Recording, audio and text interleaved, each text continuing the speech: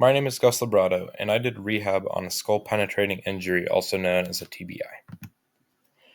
What is it, and what are the symptoms? A TBI occurs when sudden injury causes damage to your brain. A penetrating head injury occurs when an object breaks through your skull and enters your brain. Symptoms may be headaches, dizziness, confusion, convulsions, loss of coordination, slurred speech, poor concentration, memory problems, personality changes, weakness in muscles, and unconsciousness. Why is rehab after a TBI necessary? Brain injuries can lead to side effects and affect your ability to do day-to-day functions. It helps treat mental and physical problems caused by the injury. It helps provide social and emotional support, and it also helps you adapt as they occur during your recovery. Rehab prevents complications of TBI such as blood clots, pain, pressure ulcers, breathing problems and pneumonia, drops in blood pressures when you move around, muscle weakness, muscle spasm, bowel and bladder problems. What are the first steps of rehab? Emergency treatment. The first priority is to stabilize the patient. This may involve securing the airway, stopping bleeding, and managing other life-threatening conditions. Surgical intervention is then often used for skull-penetrating injuries. It might involve craniotomy, skull repair, and address other damage to the brain. It also will control swelling and prevent infection.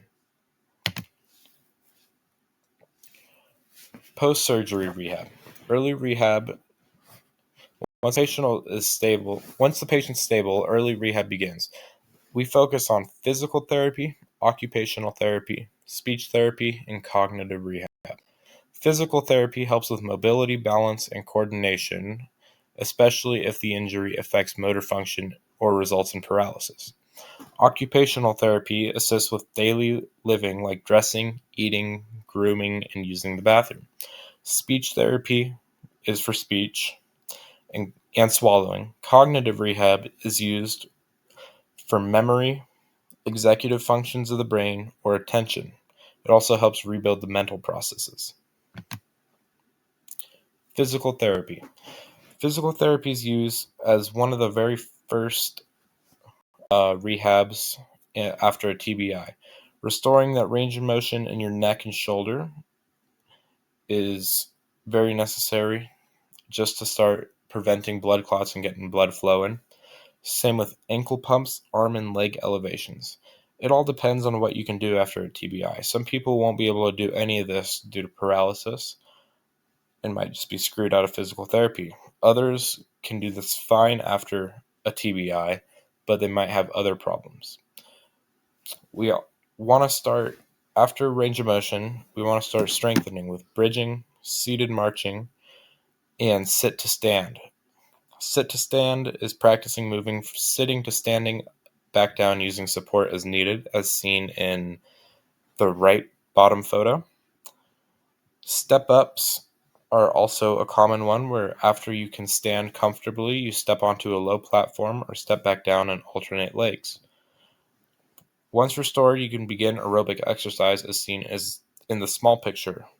This person's using a machine that helps you walk, won't let you fall down, and has two people assisting them walking to restore any motion that they had before the injury. It's commonly seen in stroke patients as well, this machine. Occupational therapy. What's next? There's 5 occupational therapy exercises I added, but there's infinite amount. My 5 that I did was pegboard tasks. Use a pegboard to place and remove pegs or move them from one hole to another, just to start kind of using your brain a little bit and get some hand-eye coordination back. Next is putty exercises. You squeeze, stretch, and mold therapy putty to build hand strength. Others can be sorting tasks, where you just sort objects like coins, colored blocks, into categories or containers based on size, color, and type. Buttoning practice. Use a button board or a shirt to practice fastening and unfastening buttons. And upper body control. Weighted object transfer. Move small weighted objects from one location to another, whether that's cans or dumbbells or any other object that has weight. Next step is cognitive rehab. 3 common exercises seen in cognitive rehab are memory recall, which you look at a list of words, pictures, or objects for a minute and try to recall as many as possible without looking. Sequencing task. Arrange cards or written steps in the correct order. Attention to training. Stroop task. Use a list of words printed in mismatched colors. For example, the word red might be printed in blue. The task is to name the color of the ink, not the word itself. Where you might have seen cognitive rehab is in the impact concussion test. That's also commonly used to record a baseline for TBI patients. Here's a video of the impact concussion test.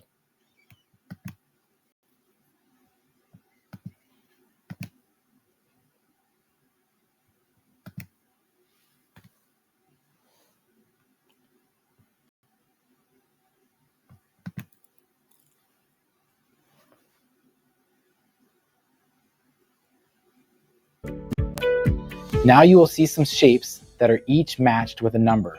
One of the shapes will pop up in the middle of the screen. As quickly as you can, touch the number that goes with each shape. Does that make sense? Go ahead and choose next.